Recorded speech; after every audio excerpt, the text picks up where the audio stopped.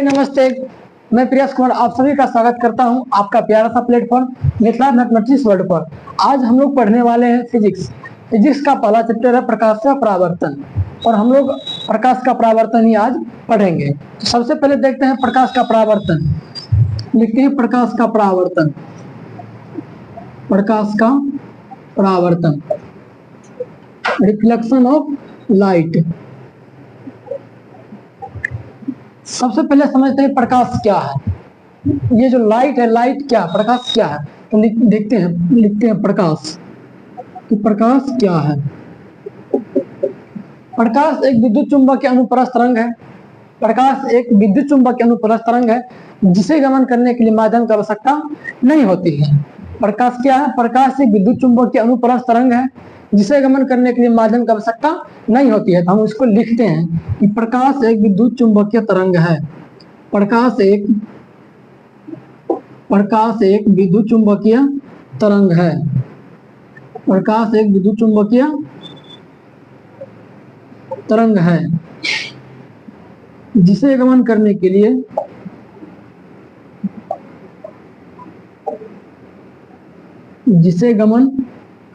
लिए माध्यम की आवश्यकता नहीं होती है। करने के लिए माध्यम की आवश्यकता नहीं होती है।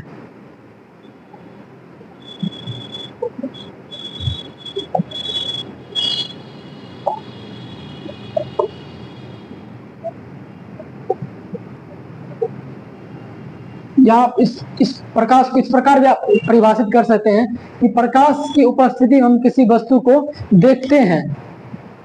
ठीक है, प्रकाश एक विद्युत चुंबकीय अनुप्रस्थ तरंग है जिसे गमन करने के लिए माध्यम की आवश्यकता नहीं होती है। ठीक है, इसके बाद देखते हैं कि प्रकाश के प्रमुख तथ्य, इसके कुछ प्रमुख मूल बिंदु क्या हैं। तो लिखते हैं प्रकाश के प्रमुख तथ्य। तथ्य का मतलब होता है टिप्स। प्रकाश के प्रमुख तथ्य क्या है? एक नंबर में लिखते हैं कि प्रकाश अनुप्रस्थ तरंग है। प्रकाश कौन सा तरंग है? प्रकाश अनुप्रस्थ तरंग है। तो लिखते हैं कि प्रकाश अनुप्रस्थ तरंग है। प्रकाश अनुप्रस्थ तरंग है। उसके बाद प्रकाश का वेग सबसे अधिक किस माध्यम में होता है? आप लोग कहेंगे सर निर्वात में होता है, तो लिखेंगे प्रकाश का सबसे अधिक चाल निर्वात में होता है। प्रकाश का सबसे अधिक चाल निर्वात में होता है। अधिक चाल निर्वात में होता है।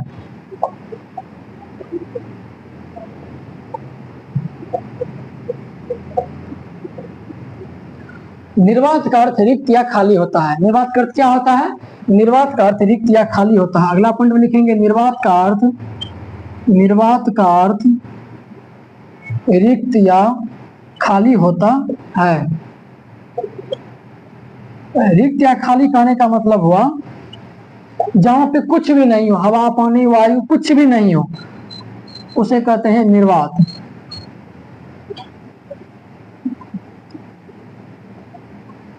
निर्वात में प्रकाश का चाल 3 × 10⁸ मीटर पर सेकेंड होता है। यानी अपना लोग कह सकते हैं कि प्रकाश का सबसे अधिक चाल निर्वात में होता है। निर्वात में प्रकाश का चाल 3 × 10⁸ मीटर पर सेकेंड होता है। तो लिखेंगे निर्वात में प्रकाश का चाल, निर्वात में प्रकाश का चाल बराबर 3 × 10⁸ मीटर पर सेकेंड होता है। ठीक है, देखते हैं प्रकाश प्रमुख तत्व। एक नंबर में प्रकाश अनुप्रस्थ तरंग। आपको पूछेगा प्रकाश कौन सा तरंग है, तो प्रकाश अनुप्रस्थ तरंग। उसके बाद है कि प्रकाश का सबसे अधिक चाल किसमें होता है, तो आप बोलेंगे प्रकाश का सबसे अधिक चाल निर्वात में होता है। उसके बाद है प्रकाश का सबसे अधिक चाल निर्वात में होता है। निर्वात का अर्थ रिक्त या खाली होता है, जहां पे कुछ भी नहीं, हवा पानी जल कुछ भी नहीं हो, उसे निर्वात कहते हैं। तो निर्वात में प्रकाश का चाल सबसे अधिक होता है, यानी 3 × 10⁸ मीटर पर सेकेंड होता है। ठीक है,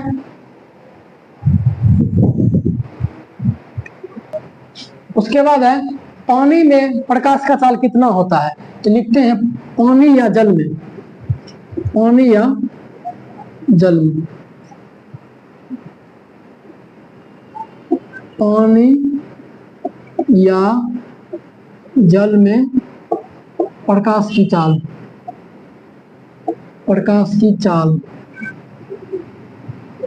बराबर 2.25 × 10⁸ मीटर पर सेकेंड होता है। उसके बाद है कांच में प्रकाश का चाल। लिखते हैं कांच में प्रकाश का चाल, कांच में प्रकाश का चाल, कांच में प्रकाश का चाल इसमें होता है 2 × 10⁸ मीटर पर सेकेंड होता है।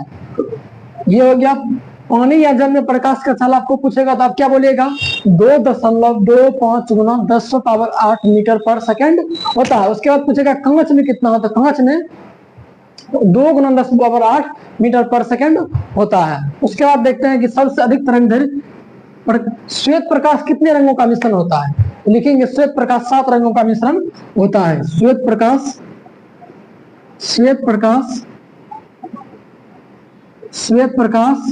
7 रंगों का मिश्रण होता है। श्वेत प्रकाश 7 रंगों का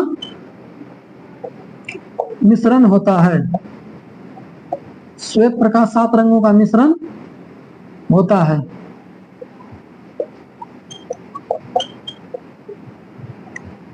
उसके बाद है सबसे प्रकाश 7 रंगों का मिश्रण है श्वेत प्रकाश। तो सबसे अधिक चाल, सबसे अधिक तरंगदैर्घ्य किस रंग का होता है। तो लिखेंगे लाल रंग का तरंगदैर्घ्य, लाल रंग का तरंगदैर्घ्य सबसे अधिक होता है। लाल रंग का तरंगदैर्घ्य सबसे अधिक होता है, सबसे अधिक होता है।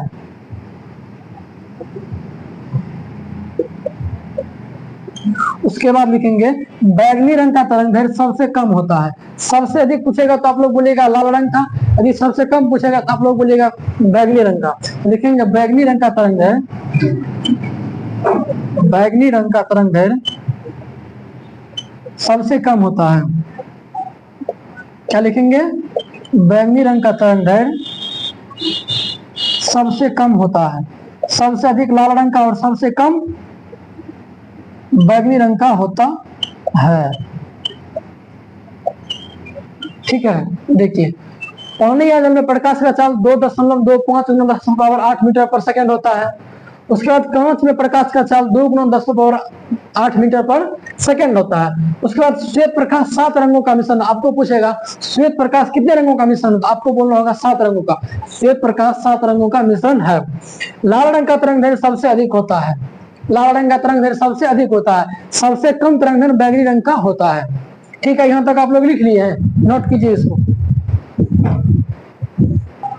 उसके बाद है दीप्त वस्तु, दीप्त वस्तु और अदीप्त वस्तु। तो लिखते हैं दीप्त वस्तु क्या है। एक नंबर लिखिए आप लोग दीप्त वस्तु। दीप्त वस्तुएं, दीप्त वस्तु वे वस्तुएं जो स्वयं प्रकाश उत्सर्जित करती है उसे दीप्त वस्तु कहते हैं। मतलब दीप्त वस्तु वे वस्तुएं कहलाती है जिसके पास स्वयं प्रकाश हो, यानी मतलब ये किसी दूसरे पर निर्भर नहीं रहता है प्रकाश के लिए, उसे दीप्त वस्तु कहते हैं। इसको डिफिनेशन तरह बोलेंगे, वे वस्तुएं जो स्वयं प्रकाश उत्सर्जित करती है दीप्त वस्तुएं कहलाती है। जैसे सूर्य के पास स्वतः अपना, उसके पास अपना प्रकाश है, तो क्या होगा, सूर्य दीप्त वस्तुएं होंगे। तो लिखेंगे वे वस्तुएं, वे वस्तुएं, वे वस्तुएं जो स्वयं प्रकाश, जो स्वयं प्रकाश, जो स्वयं प्रकाश उत्सर्जित करती है, उत्सर्जित करती है, दीप्त वस्तु कहलाती है, दीप्त वस्तु कहलाती है। जैसे जैसे लिखेंगे सूर्य, जलती हुई बल्ब, जलती हुई बल्ब, उसके बाद जुगनू,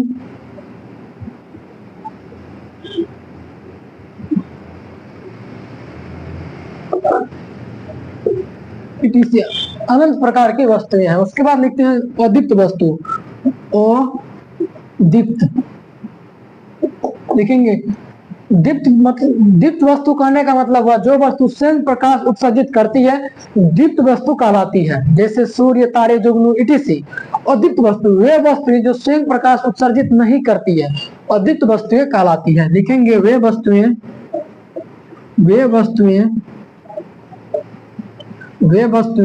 जो स्वयं प्रकाश उत्सर्जित नहीं करती है, स्वयं प्रकाश उत्सर्जित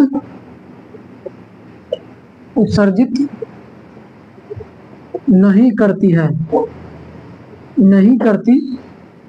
अदीप्त वस्तु कहते हैं उसे, अदीप्त वस्तु कहते हैं।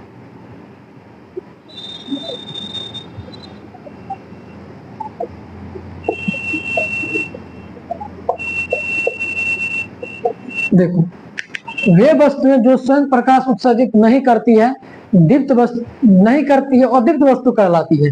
वे वस्तुएं जो स्वयं प्रकाश उत्सर्जित करती है वह अदीप्त वस्तु कहलाती है।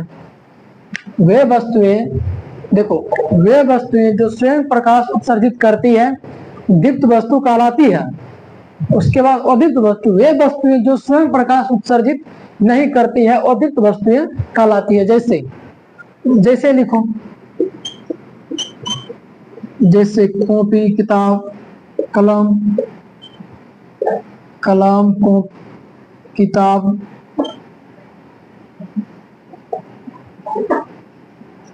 इटीसी करो। वह वस्तु जो स्वयं प्रकाश उत्सर्जित नहीं करती है अदीप्त वस्तुएं कहलाती है। जिसमें कलम, किताब, कॉपी अनेकों प्रकार की वस्तुएं हो सकती है। ठीक है, यहाँ तक आप लोग नोट कर लिए हैं। तो आज का वीडियो अपना लोग यहीं पे क्लास को खत्म करते हैं। मिलते हैं अगला क्लास में। तब तक आप लोग मस्ती कीजिए, साथ ही साथ आप लोग पढ़ाई भी कीजिए। Bye bye.